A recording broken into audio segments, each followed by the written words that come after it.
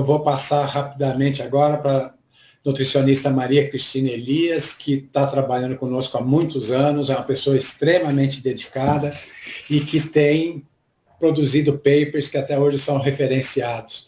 Então, doutora Cristina, prazer tê-la conosco. Posso chamar de doutora, porque você tem um doutorado. E o seu tema é avaliação nutricional no paciente alcoólico.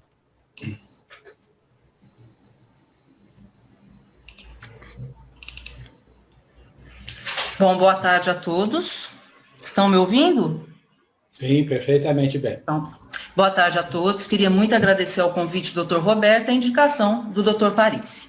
E hoje eu vou falar um pouquinho sobre a avaliação nutricional no paciente cirrótico. Como que a gente vai avaliar e tratar essa desnutrição? O que nós podemos ver é que essa doença realmente tem que ser tratada e a intervenção nutricional, quanto mais precoce for, melhor é. Podemos ver nesses dados do Ministério da Saúde uma alta da mortalidade desses pacientes de 2008 a 2017 aqui no Brasil. E geralmente não. Provavelmente essa alta de mortalidade está associada a essa alta prevalência de desnutrição, que já é muito alta no paciente doença hepática crônica e ela chega a 100% na doença hepática alcoólica. E o que acontece? Por que esse paciente chega? Qual que é a fisiopatologia dessa desnutrição nesses pacientes? O que nós temos com esse paciente? É um paciente que tem o apetite reduzido em função do aumento de interleucinas e de TNA-alfa, tem uma desregulação hormonal, levando a um estado inflamatório muito grande, ele tem um desconforto físico, uma saciedade precoce, ele perde o paladar e é um paciente um pouco deprimido. Ele tem também problemas na disfunção e absorção intestinal, devido ao supercrescimento bacteriano e à insuficiência pancreática, e ele acaba tendo um estágio hipercatabólico proveniente de um balanço nitrogenato positivo, favorecendo uma translocação bacteriana. Então, ele tem um aumento muito grande de vários nutrientes e tem um aumento muito grande proteico, tem um aumento muito grande de massa muscular. Nessa análise, que foi uma análise que foi feita bem grande nos Estados Unidos, foi uma análise nacional, o que eles viram? Primeiro, eles classificaram como fenótipo de perda de massa muscular, não somente a perda de massa muscular, mas associada à desnutrição calórico-proteica, à fragilidade, tudo que se relaciona a essa perda de massa circular. Avaliaram 162 mil pacientes cirróticos hospitalizados e compararam com 158 mil pacientes hospitalizados não cirróticos. O que se observou? Que nos pacientes cirróticos, a prevalência de desnutrição, a prevalência dessa perda, desse fenótipo de perda de massa muscular era aproximadamente em 21%. E entre as comorbidades associadas, nós temos o abuso do álcool sendo citada como a primeira comorbidade.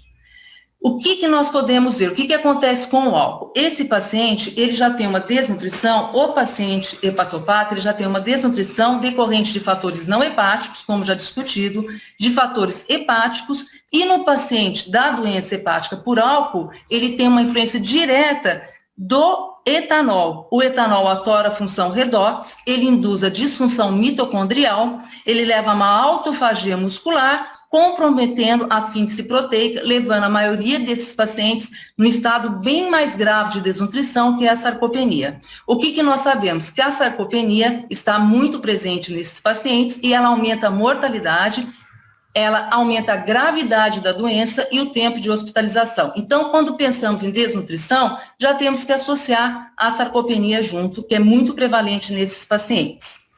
Esse trabalho que nós temos aqui, que é um update que foi realizado em 2019, onde ele viu a prevalência de malnutrição na doença hepática alcoólica, quando vemos esse aqui de 2013, que foi avaliado pacientes com cirrose alcoólica que iam submeter a transplante hepático, de 261 pacientes que foram avaliados pela avaliação subjetiva global, 84 desses pacientes já apresentavam estados de má nutrição, eram desnutridos. E desde 84, esse trabalho já nos mostra 100% dos pacientes com doença hepática alcoólica são desnutridos. Nós temos esse trabalho que foi realizado num centro referenciado pela Luciana de Carvalho, com orientação do Dr. Edson Roberto Parisi. E o que a Luciana viu? Ela avaliou 300 pacientes cirróticos, sendo 71% de etiologia alcoólica, na entrada em nível ambulatorial. O que ela percebeu? Que nos pacientes de etiologia alcoólica, a prevalência da desnutrição proteico-calórica era bem maior do que nos pacientes que não eram, que tinham doença hepática não proveniente do álcool. Quando ela foi ver o estado nutricional de acordo com a circunferência muscular do braço, o que ela percebeu? Que tanto no sexo masculino como no feminino, os pacientes alcoólicos tinham uma prevalência maior de desnutrição, a mais leve, a mais grave. Então, o que nós chegamos à conclusão? Como já falou a doutora Ana Cristina, todos os pacientes têm que ser submetidos à avaliação nutricional. E quanto mais precoce, melhor. O que nós vamos fazer? Nós vamos tentar melhorar, pelo menos, a qualidade de vida desses pacientes. Não há método padrão para avaliar essa desnutrição, nós temos vários métodos que podem ser utilizados. Nós temos vários métodos, todos com pontos positivos e negativos. Nós temos a avaliação nutricional subjetiva, nós temos a antropometria, que realiza mais a circunferência muscular do braço, que é bem sensível a essa perda de massa muscular, as proteínas viscerais e a força do aperto de mão, que até o momento não tem ponto negativo. Nós temos o IMC tem que tomar cuidado pela presença de edema, mas nós temos valores de IMC com pacientes que não apresentam ascite, média ascite, ascite tensional. E nós temos o IMC seco, aonde a gente pesa o paciente e subtrai do peso do paciente se ele estiver com ascite ou edema. E o índice creatinina altura. Aqui eu pus só para vocês verem essa tabelinha, como os descontos podem ser grandes. Então, tem que tomar muito cuidado quando se pesa o paciente. Tem que levar em conta a presença de edema e de ascite, que pode até ter, a gente pode até ter, sim, 11 quilos a menos, aproximadamente. Então, tem que ter muita atenção quando se vai avaliar esse paciente em relação ao IMC. A Sociedade Europeia de Clínica, Nutrição e Metabolismo, dentre esses métodos, ela recomenda para esses pacientes avaliação nutricional subjetiva, antropometria e a força do aperto de mão. A avaliação nutricional subjetiva, ela vai ver a história do paciente. Então, ela avalia o peso corporal, a ingestão dietética, sintomas gastrointestinais, capacidade funcional, o diagnóstico, exame físico. Com base em todos esses dados, ela faz a soma desses dados e classifica o paciente em A, bem nutrido, B, moderadamente desnutrido e C, severamente desnutrido. Eu trouxe aqui, porque o Dr. Roberto me pediu para tentar trazer alguma avaliação que fosse aplicável para todos os profissionais de saúde. Então, eu trouxe o MAN, que é uma mini avaliação nutricional, não tem indicação ainda para esse grupo de pacientes, mas é usada em hospitais para avaliar desnutrição e muito usada em pacientes oncológicos, para pacientes com idade maior ou igual a 60 anos. O que ele avalia? Também a diminuição de peso, perda de peso, a ingestão alimentar, a mobilidade do paciente, se o paciente passou por algum estresse psicológico, se ele tem problemas neuropsicológicos, o IMC, que quando não possível, avalia a circunferência da panturrilha. Soma-se também e classifica o estado nutricional desse paciente. E eu não podia deixar de trazer um instrumento muito utilizado, que a Braskem recomenda para avaliar a sarcopenia desses pacientes. É o Score SARC, que foi feito nos Estados Unidos, mas foi adaptado aqui no Brasil com a exclusão do cal, ou seja, com a inclusão da circunferência da panturrilha. A gente avalia a força do paciente, se o paciente tem ajuda para caminhar, levantar da cadeira, subir escadas, quedas e a circunferência da panturrilha. Soma-se também. Se der sugestivo de sarcopenia, nós temos que prosseguir com uma investigação clínica mais completa, mas já dá para a gente ter uma ideia se o paciente apresenta sarcopenia ou não, e é um instrumento bem fácil de ser utilizado por todos os profissionais de saúde também. Nesse artigo de 2020, que ele põe assim toda a fisiopatologia e gerenciamento da doença hepática relacionada ao álcool, o que ele recomenda? A circunferência muscular do braço e a força de preensão palmar. Lembrando que a circunferência muscular do braço, eu vou explicar no próximo slide. Para calcular, a gente precisa ter as medidas da circunferência do braço e da prega cutânea do tríceps. Esse artigo aqui, de 2016, nos mostra que a força do aperto de mão foi bem efetiva na comparação de outros parâmetros já utilizados na clínica médica para avaliar o estado nutricional dos pacientes com base na avaliação nutricional subjetiva. Então, ela já se mostrando bem efetiva para esse grupo de pacientes, principalmente de pacientes com idade acima de 60 anos e estados mais críticos também. E aqui na curva ROC, ela mostra uma sensitividade de 88,41% e uma especificidade de 72,37%. Aqui os valores de corte utilizados por esses pesquisadores. Em termos de nutrição, o que se recomenda para avaliação nutricional é a avaliação global do Royal Free Hospital, que é uma avaliação que foi feita na Inglaterra. Em 2006, ela já foi validada como instrumento de avaliação nutricional para cirróticos. Nós avaliamos o IMC seco, a circunferência muscular do braço, classificamos em percentil e avaliamos a ingestão alimentar, se ela é adequada, inadequada ou insatisfatória. Com isso, nós damos o diagnóstico do paciente entre eutrofia, desnutrição leve ou desnutrição severa. Como eu falei, para se calcular a circunferência muscular do braço, nós precisamos ter a medida da circunferência do braço e da prega cutânea do tríceps. E calculamos a circunferência muscular do braço em cima dessa fórmula matemática. E aí, nós vamos nas tabelas de Frisancho, que são as tabelas que nós utilizamos para ver os percentis, tanto da circunferência como do IMC também, para o gênero, para o sexo feminino e masculino. E aqui, só para vocês verem, algumas equações que nós utilizamos para o cálculo do gasto energético. Nesse caso, preferência para as referências da ESPEN em cirróticos descompensados sem desnutrição e com desnutrição. E o plano alimentar, né? O que eu vou fazer com um paciente tão mexido, com um paciente tão desnutrido, com um paciente de tão difícil tratamento? Realmente é um quebra-cabeça, devido a quê? Como falei no comecinho da aula, e como já se falou bem nesse monotemático, esse paciente ele tem uma ingestão inadequada, devido a todos esses fatores que levam da doença, ele tem um problema de má absorção e distúrbios metabólicos, e todos são acentuados pelo álcool. E o que nós temos que fazer, então? Em relação aos nutrientes, nós temos que o álcool ele tem um efeito direto no metabolismo dos carboidratos, das proteínas, dos lipídios, da tiamina, do folato, da vitamina A, da vitamina C e do zinco, do magnésio, já tão bem comentado pela doutora Maria da Penha. E o que se recomenda, então? No caso da vitamina A, tem que se tomar um certo cuidado, avalia se o paciente está com deficiência ou não, mas se o paciente continuar ingerindo álcool, ela não pode ser suplementada, porque ela pode ter um potencial hepatotóxico.